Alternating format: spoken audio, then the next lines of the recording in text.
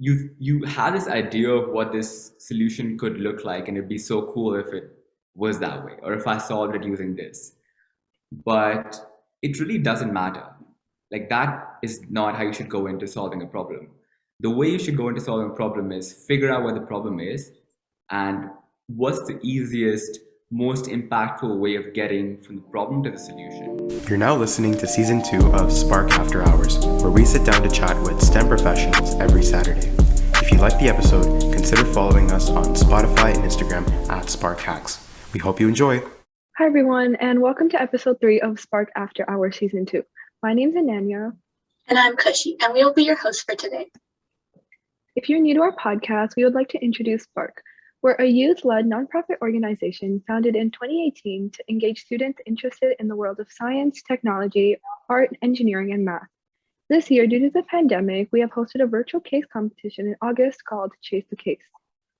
Joining us for this podcast episode, we have Devejya Raghuvanshi here with us. Jay is a data engineer at SnapCommerce. Being the executive of Data Science Club at University of Waterloo, he also hosts the Unlabelled Unstructured podcast. So before we begin, Jay, can you introduce yourself and tell us a little bit about us? Sure. So my name is Devejya Raghuvanshi.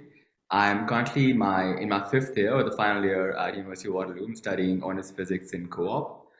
And I've also, as Kushi said, I'm also an executive at the Data Science Club at Waterloo. So if anyone's interested in learning more about data science, that's the place to check out. And at the club that I run, I used to run at least, actually, the podcast team, and I used to host it as well. And I've been in data science and data engineering for the past three and a half years. So yeah, I would love to talk more about machine learning, data science, etc. Perfect. So we know that, like you said, you're in the field of data science. Can you explain how you transitioned from that field to machine learning? And what do you think is the best way to explain machine learning to our audience?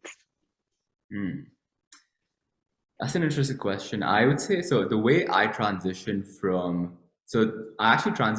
being more so, I would say, like a data engineer into data science, and then machine learning, and then back to data engineering. It was during my second co-op. I was interested in data science a little bit, and I had no experience. I'd never even done pandas and NumPy. There was like some libraries people used to, wrangle their data.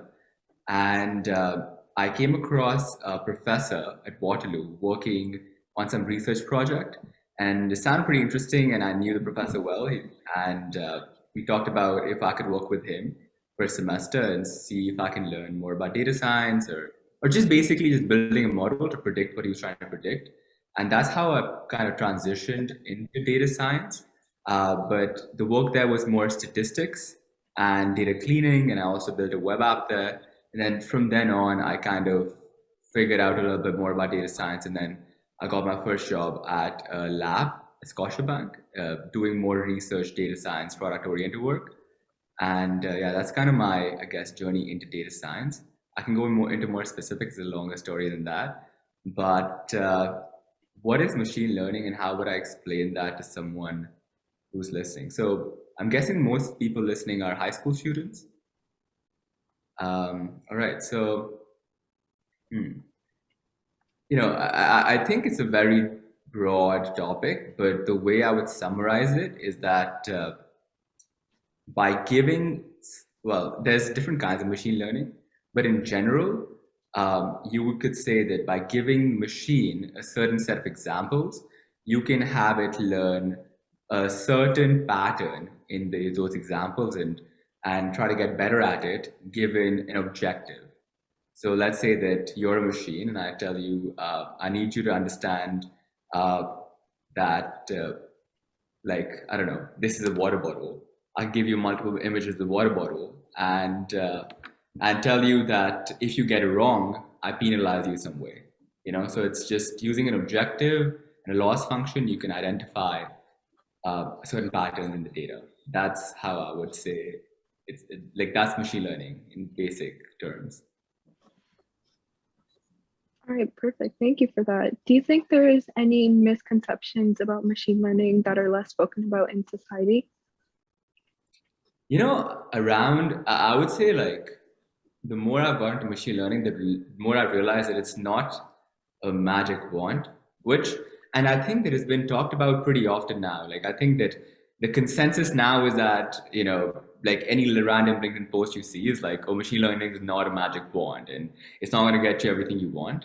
So it's like, it's a pretty broad debate now. It's like not even, something that people now have not heard of. But what I would, and like, so I'll go over like two cliches in like they're so everyone says them so much that it's like no point of me even going deeper in them. But the first one is that um, the data matters a lot. It doesn't really matter what your model is and how well you tune your model. The data behind the model controls most of your results. So therefore, most of the job of a data scientist, or at least a data team, is to make sure that the data they're getting is high quality and large amounts.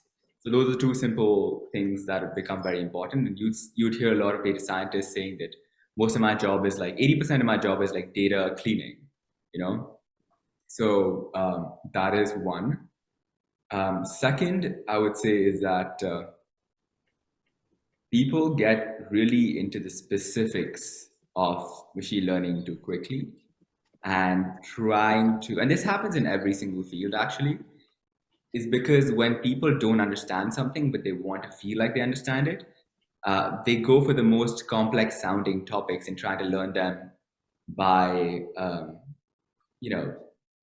I don't know, just trying to pretend to learn them. So for example, let's say you're interested in physics and you might go into physics and try to learn general relativity in your first year of physics, right? There's no way you can understand it because there's a lot is required for you to learn. Same way in machine learning, people try to learn how transformer works or how neural network works without understanding simple calculus, which it's built on. So I would say the one, it's mostly data cleaning. That's like the cliche one. And second is that don't like a lot of times people try to go for the most recent, update in data science or machine learning instead of trying to look at what is applicable, what they can understand and apply. And finally, I'd say that it's not as actually useful as people might say. In general, like most solutions that you will build will probably be based on simple algorithms. They will not be based on machine learning per se. What would you say the most interesting part about being a data scientist or being in the field of machine learning is? Interesting question. Okay, so first of all, I didn't know this when I came into data science as well, but data science is a pretty broad field. So it's actually similar to software engineering. There's so many different kinds of software engineers. Similarly, there's so many kinds of data scientists. And depending on the company you're working at, data science work would be very, very different. So let's say you're working at Facebook, which is more so a product tech company. An average data scientist, at least when you're not a PhD or not a specialist, the average data scientist will do a lot of SQL, a lot of analytics work, trying to support their decision making on a day-to-day basis, what features to build, what not to build, and how the features they build are doing. So that's one. Another kind of data scientist you might get is at a finance company, where you're doing a lot of predictive modeling for them instead of building out features. And the work there will be more so machine learning oriented, less analytics oriented, and finally you might have a data scientist who is actually a data engineer, but they just call him a data scientist. Most of the work they're doing is building up the infrastructure to actually be able to analyze data and use data. So I'll talk about each of them. I haven't done the product work that much, so I can't really talk about that much. But the machine learning side of things, which is the predictive modeling, I would say the most interesting part, for me at least, was kind of learning about how consumers make decisions and how I could build something that could try to predict their decision or help them make a better decision. For me, that was the most interesting part. And the machine learning component of it Um, for me, machine learning stuff, because I didn't know what I was gonna be doing going in, it was like an every day I had to like read 3 Medium articles and like do research papers to understand what is it that I should do next, you know. So it was a learning component, which was very interesting. And the second thing, which was the people component, is how can I build something that people will appreciate. So seeing all those different types of fields or like jobs you can do, what would you say was like a personal favorite project of yours, and like which part of it was it in? Sure. So at every single co-op that I did, the projects are very different. And most of the projects that I did worked on was either in very small teams or me working as an individual contributor. So I would say the one that actually was interesting was the first one that I got where I got into data science. It was at this lab called the Data Science and Analytics Lab at Scotiabank. And in general, what they do is that they're a group of researchers and data engineers, and they build end-to-end products within Scotiabank to serve Scotiabank customers. So if you need a very intense machine learning project, you will send the project to that lab and they'll try to build something end-to-end and ship it. What I was building was a web app that would serve as a recommendation engine. And the people who would help was, and the main customer in our case, was the sales representatives of Scotiabank. And they would basically every single day figure out different Scotiabank clients and what products we can offer them and how to sell those products to them. And that was a part of their job. But they were spending too much time and not getting enough output. So what our role was come in and find better products to sell to clients and give them the reason to sell that product. So that's where I went in and I basically did a lot of my work. And what was interesting about that was I remember when I first went in, imagine, let's say you were using Uber Eats, right? And you're recommended a certain restaurant to eat from, you know? A lot of times Uber Eats is a very like simple method, is that, you know, it uses a lot of simple ratings and your distance to the place and all of that stuff. So it's implied what the reason might be for you to be recommended a certain product, right? But sometimes if they specifically suggest you should go to Pi, it's a restaurant in Toronto, to eat this specific dish, you might have some questions that you would like to get answered before you choose that location, right? So similarly, when we're selling products, before I came in, we didn't have a way for the customer to know why we're selling this product to them. So why is it that we're recommending them to buy a certain set of credit cards with us? So that was a large part of my work, which was that figuring out why this product. And in technical terms, what I did to solve that problem is you have this thing called feature importance. So, God, I'm ranting. Listen, I might go on long rants and you can stop me at any time. But in machine learning, you have, or any model that you build, you can figure out from the model how important a certain feature is. So for the people listening, if they know about this simple models called linear regression models, it's basically just a linear model. It's like y is equal to mx plus b. You know, it's a pretty simple model. And using those slopes, you can identify how important a certain feature is to the model or to the final output. But when you get into more complex models like XGBoost models, which are like tree-based models, they're more complex, not as simple as like a simple equation. It becomes hard to figure out what is it that the model thinks is important. So for example, in the Uber Eats case, let's say I'd used the XGBoost model and it recommended Kushi to buy, again, let's say it recommended you to buy a Chick-fil-A burger. Or Chick-fil-A is a little controversial. Let me use something a little less controversial. Let me just use McDonald's, right? Let's say it recommends you buy a McDonald's fries, right? And if it can tell you, you like salty food, it's pretty salty, or you like, fried foods and it's pretty like, it's like French fries, it's fried, it's nice, and you like cheap foods, if it could tell you those simple things, then you would be more inclined to buy it if those match your actual patterns in life, right? Same way, machine learning model using this thing called shapely values can identify which feature is playing a larger role in making the impact on your decision or on the prediction. So that was a large study I did. And yeah, I would say like, yeah, that's like the technical aspect. I can go deeper into it, but that's just like a high level overview. Was interesting. How would you suggest people make a pathway into machine learning? Are there any necessary skills to excel in this field?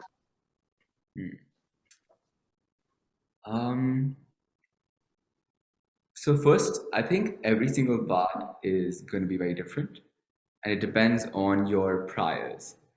So that is what you already know and what you're doing and what your current position is, right?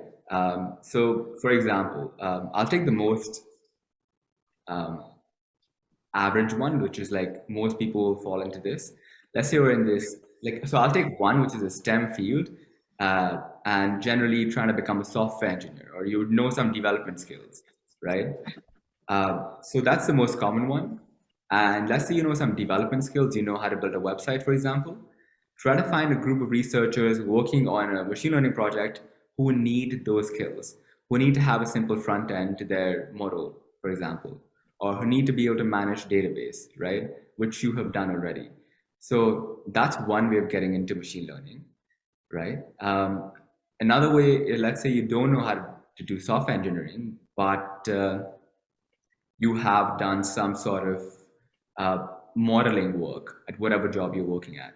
Let's say you've done some time series predictions. So you can use that. I mean, I guess that's like more likely not going to happen. You know, it's like very unlikely to know time series modeling before getting into data science. But what I would suggest is that it's not that hard to get into machine learning or data science, and you just need to try to find yourselves in positions or try to put yourself in positions where you can learn more and more about things, and then use that to use that as leverage to try to get into machine learning field. A simple thing that I would suggest is read a lot of Medium articles. They're simple, they're short, and yeah, they're like highly accessible. Don't try to overwhelm yourself with research papers or extremely complex courses at first. Just try to get in by doing something simple. So build a simple project and read a couple Medium articles and see how you can build that, and use a machine learning model to do that. So it's not that complex. Just try to keep it simple. Build a simple project. Use Kaggle, which is Kaggle.com is a website where you can go and practice data science, participate in contests, and learn a little bit of data science as well. So I would suggest Kaggle highly.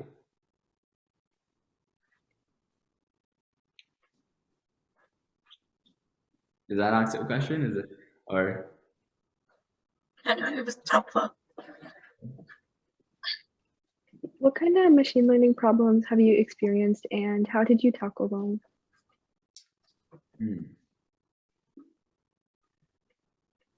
That's okay. So, the way I've tackled them might not be the best. And looking back, I would probably tackle them very, very differently than I did that time. And so the kind of machine learning problems that I faced. The first one I already talked about.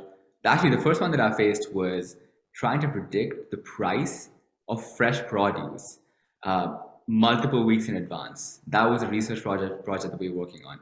Fresh produce, meaning strawberries or watermelons or apples, etc. The way we tackled them at that time was using simple time series models. So basically trying to predict the price of things depending on how they fluctuate over time. And so that was a simple way of tackling that problem. Didn't use that doesn't really mean a lot of machine learning. It's just statistics, I would say. The next problem that I faced was a recommendation engine problem, where I did use a lot of machine learning. And but honestly, I would say that if I were to go back, I would try to rely on simple heuristics. And anyone listening to this, I would highly suggest to not make rookie mistakes. So like a rookie mistake is that you go in and you you have this idea of what this solution could look like, and it'd be so cool if it was that way, or if I solved it using this. But it really doesn't matter. Like, that is not how you should go into solving a problem. The way you should go into solving a problem is figure out what the problem is and what's the easiest, most impactful way of getting from the problem to the solution. So the way I tackled a lot of machine learning problems in the past was look at them as a machine learning problem. And that might not have been correct. So I'll give instances when that could be correct, right? An instance where that could be correct is that, let's say you're making a large, you're making a basically like a you have a very complex model or data. It doesn't really give, into these simple heuristics, and you need to make decisions on a very large amount of data, right? And you need to learn patterns from a large amount of data. In that case, you will need machine learning. An example might be that, and then I had this in one case that I had to solve, was user feedback.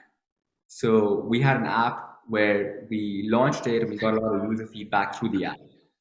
And it was so much, and it was so weirdly put together that it was really hard to just go through 10,000 lines of user feedback, try to assess what is our app, and do that on a daily basis, right? So it's a scale problem, and humans cannot do that. At that point, what we did was that we built a machine learning model or an NLP model to try to analyze those short texts and what are generally people saying. That was a machine learning problem, right? However, in most people's lives, most problems they will face will be simple heuristic problems. What I mean by that is trying to use your own brain and data that you see, try to figure out what could be happening here, and how could I build a simpler model to try to model this situation. Moving on to your past experiences, Jay, we noticed that you were a data science intern at Intact, TD, and Scotiabank and received outstanding performance evaluations. Can you tell us when you knew that this was a career path you wanted to choose? All right. So I would say, and again, I actually don't like giving advice too much, but this is kind of becoming that. So I'll give more, and I'm guessing there's a lot of high school people listen to this, and a lot of them would be very, very ambitious, even over ambitious. And what happens at that point is that you think, okay, I need to figure out what I need to do and try to like become the best at it. There's no problem doing that, but university in general is a exploratory process, because there's so many different avenues that you can try out, and you can give small amounts of time to figure out what's happening and if you enjoy it or not. I think that becomes more important than trying to hone in. So in my case, what happened was that my interests just aligned at that time. So when I started working at Scotiabank, I was working on this recommendation engine project, and I loved it. I loved being in a small team. I loved leading the team. I loved building the product out. That's what I loved the most. I loved building the product out, talking to customer on a daily basis, and trying to find different ways of building this. And in the process of that, I learned a lot of machine learning. So every day I was reading everything that I could find to try to figure out what I can do better to build this product, right? And that inertia kind of followed into the TD Bank co-op, where I worked solely on a project which was a similar project, but I could learn more about machine learning through that. I could learn end to end how to like engineer your data, how to build the pipelines, and how to deploy your models. And finally at Intact, I learned more about machine learning infrastructure. It just happened to kind of cascade into I would say like a 12-month long internship where it felt like one thing that I was building towards, because I was just so deeply into it. So if I would say that, that's kind of how I got into all the data science field. And I never took time to like take a step back and think about, is this what I really wanted to do? I just kind of kept doing it because like I enjoyed what I was doing and I just kept on learning more. So it just became easier and easier through inertia to keep on learning more and more and do more. Uh, but I never made an active decision, oh, this is the field that I want to go into at any moment. I wish I had, but I didn't. So that's the honest answer. So it just comes to you naturally, like what you wanted to end up doing. I actually don't know. It just happened. Like I don't think that it came to me naturally. Like I don't think that I'm a data science natural or whatever. Like it's not like I'm not like that at all. But circumstances actually just happened to be that's what I somehow got interested in and started learning more about. And I think that's how most things happen. I'm learning physics. Um, Maybe I have a physics bone in my body, but not a data science one. I would say that data science just happened through circumstance. And what I found interesting was kind of learning how people work and how data can solve those problems. You know, uh, and over time, what I've learned is that it's such a huge field that you can work. Okay, I actually have an answer. I went on a long rant without an answer, but I just realized the answer. I think for me, what was important was being in a situation where I can not just do one thing, but do multiple things. Um, I like working in places where I can do a lot of cross-functional stuff. So not just like build a model and that's it. Sometimes I'll be the case, but be in a situation where I can build a model, talk to the customer, uh, I guess build the product as in doing a lot of software engineering work, do a lot of data engineering work, do all kinds of things. So basically be all in and like be kind of product focused instead of like that one single thing. And data science does offer that a lot. So that's why I kind of liked it and I just kept on doing it.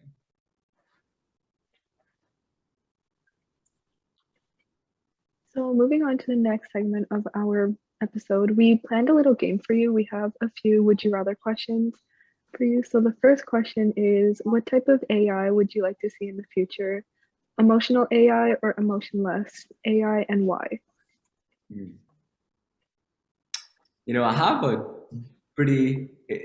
Is this like a quick answer? Do I have to give a quick answer, or can I give like a thought out answer to this? You can have 30 seconds. I have how many? You can have 30 seconds to think about it. 30 seconds? All right. Wow, this feels like an interview. All right. So, um, I have a pretty conflicted opinion on this, right? In one sense, I think that the way machines are built in general are really good at certain things, which we're not as humans. They're really good at computation. And that makes me believe, why would I try to code in a method for these machines to understand emotions, which will be very unnatural to the machine?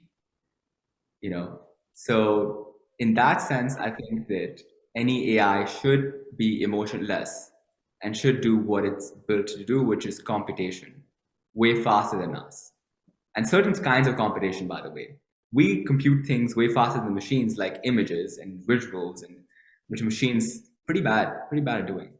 On the other hand, though, I think that it'll be a cooler future if machines had emotions. I remember when I watched Wall-E back in sixth grade, I don't even remember which grade it was, but I I love it. I love it. I loved Wall-E. I've watched it like once since then. I just like thought it was so cute, and that's a pretty cool future, right? It's scary. It's pretty scary because yeah, that's a pretty scary future. But I think that emotion full AI would be really cool. At the same time, I think it might be a waste of time to build it in a way. For most people. For some people, it would not. There's this long-haired crazy dude in Hong Kong, and they're building. I forgot what it's called, but it's a robot which has like human skin. It can talk to humans. It has it displays emotion, and I think that's really cool. And it might be like 100, 200 years down the line where we can see that in motion walking around. But for now, I would say that emotionless AI is probably the answer. For the next would you rather question, it's a little not as intense. Would you rather see what was behind every closed door, or would you rather be able to guess the combination of every safe on your first try? So would I rather know what's behind every closed door Or be able to guess the combination of a safe first try? This is more so a process of elimination answer. I would rather not know what's behind every single door, every closed door. I don't like to like invade people's privacy, and I really hate it when I overhear stuff that I don't need to hear. So I would not want to know what's happening behind every single closed door. And I think it'd be pretty cool. Like, imagine if I'm like with a bunch of friends or whatever, and I just guess, what the safe combination is. I think that would be pretty cool. It's pretty unlikely to do that, like, just through math. But yeah, I would prefer to be able to guess that, not break into stuff, by the way. I'm not robbing people out here, but I would like to guess it. Yeah, that's a pretty cool superpower to have. All right, so our next question is, would you rather live in virtual reality where you are all powerful, or live in the real world and be able to go anywhere you want, but not be able to interact with anyone or anything?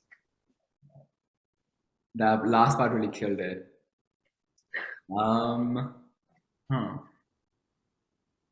That's interesting. So, second part sounds cool. It's like being an invisible man, right? But it sounds awful because I that the only part I like is interacting with people, like just interacting with things and stuff. And if that's like not possible, it sounds useless. I don't want to be, uh, I don't want to be like not the main character of my own life, like at least, you know what I mean? Just like kind of a standby. So I would rather not do that. The virtual one sounds kind of sad. It sounds like kind of like narcissistic and sad. But at the same time, I think that being in that virtual reality, I could make myself believe that that's a real reality. You know what I mean? And yeah, I think that would be pretty cool, to live out that life. Okay, next question. Would you rather have an AI capable of instantly learning, or would you rather have a limited capacity for its learning? Oh, so I see. So if would I rather have an AI capable of instantly learning or have a limited capacity? Is that what you said? All right. So instantly learning is something that we're actually trying to build towards. As a lot of researchers, it's called zero-shot learning, where using one example or very few examples, you can have an AI or a model learn something. Humans do that very well. If I show a kid a cat, the kid will know what a cat is and what a dog is. It's pretty weird, but we're pretty good at that. For a machine learning model, it usually takes like millions, or billions to understand this is a cat, this is a dog. So for AI to instantly learn, I think that would be pretty cool. The second option is actually a reality. AI, like all machine learning models, have limited capacities for different reasons. And so I would rather prefer AI to instantly learn because that would solve so many problems that we're having right now. So our last would you rather question is, would you rather work on improving Siri or work on advancing Google Assistant? I would say they're mostly like similar in product, at least like to the user. They sound the same. There's their voice assistants. So this question more so becomes, would I rather want to help Google or Apple? I remember when Siri first came out and I got it in India because that's where I'm from. I came here 4 years ago. It would not understand a word I said or a word anyone said. It was the worst. I hated it because it felt like there's no use of it, right? Over time, though, it's gotten better and better. I think Google Assistant is actually better at understanding me, which makes me feel better than Siri is. And I think that might be a function of how much data Google has. And Google's really good at machine learning. although I do have an iPhone. This is a hard one. This is like, but at the same time, if anyone from Apple or Google is listening, I would love to work at Apple or Google. This is not, this is not a betrayal. Um, is neither an option? Neither is Well, more like, look, everyone kind of knows that Google Assistant kind of works a little better.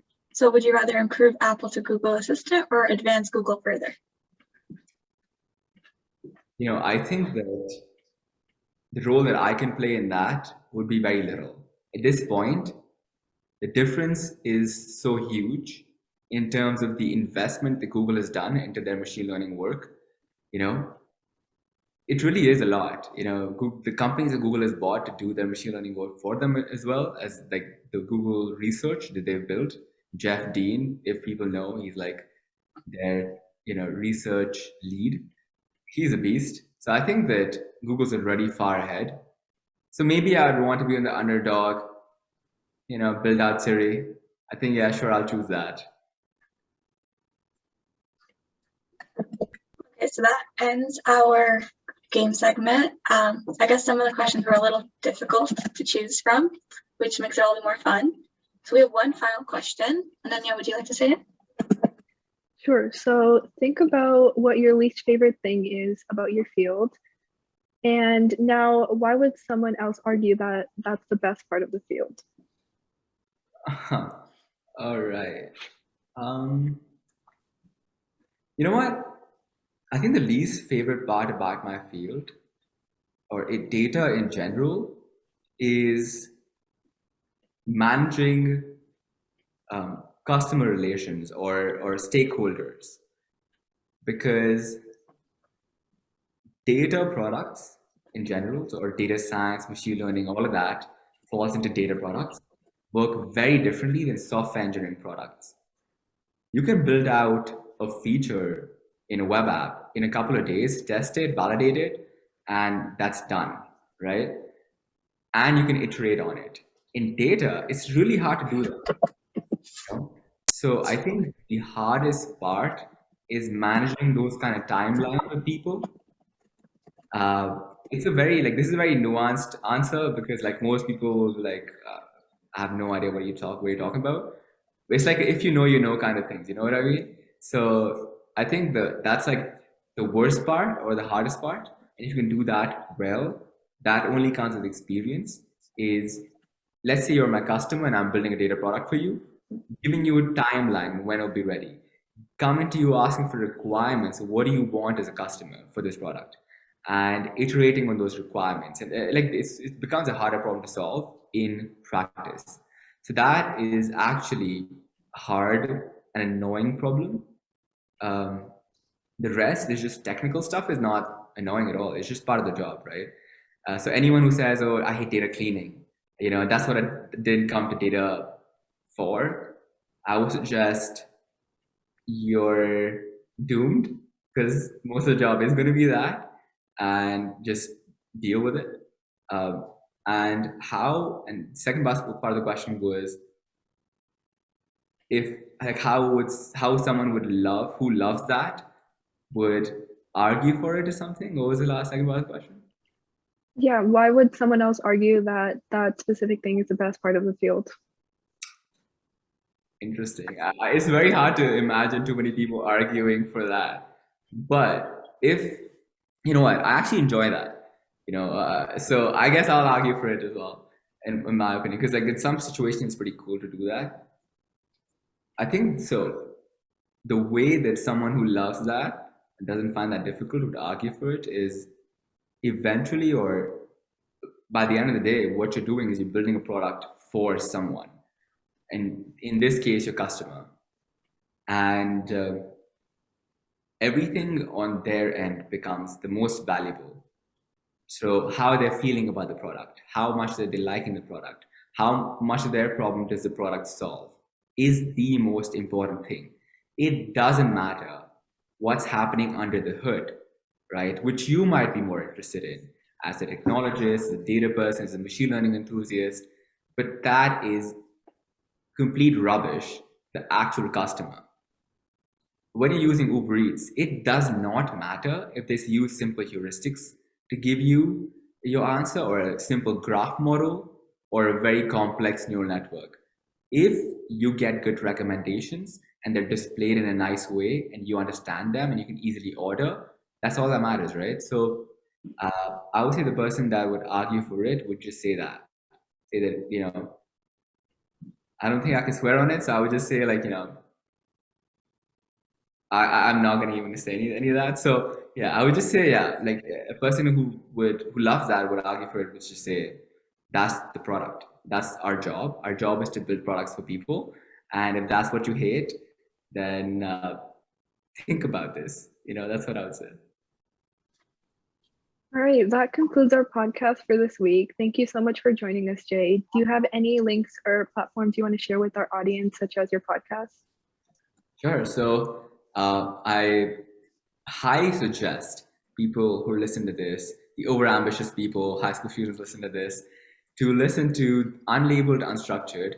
It's a podcast that we do at the Data Science Club at University of Waterloo, where we bring in researchers, a lot of industry people, machine learning CEOs, etc., to talk about machine learning, data science, data engineering, how to get into the different co-ops, how to get an outstanding at a co-op, how to get a full-time offer, and everything around that.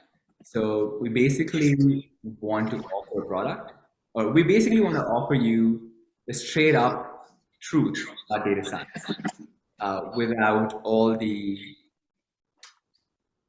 hype that you see around. So if you're interested in that, listen to Unlabelled Unstructured. We have a new podcast coming out. It recently came out actually with a director of data science at Scotiabank, and we talk about analytics engineering, data science in practice, and how to get an outstanding at a co-op. So yeah, and follow me on Twitter, Insta, whatever. I actually don't post much, but sure. Thank you so much for coming once again. And it was really helpful to hear you talk about data science in the field, and as well as your past experiences and problems and issues you've had to deal with. Thank you so much for having me. Thanks for coming. Thanks for tuning in to Spark After Hours. If you liked this episode, consider following us on Spotify and Instagram at Spark Hacks. Thank you for listening and have a wonderful day.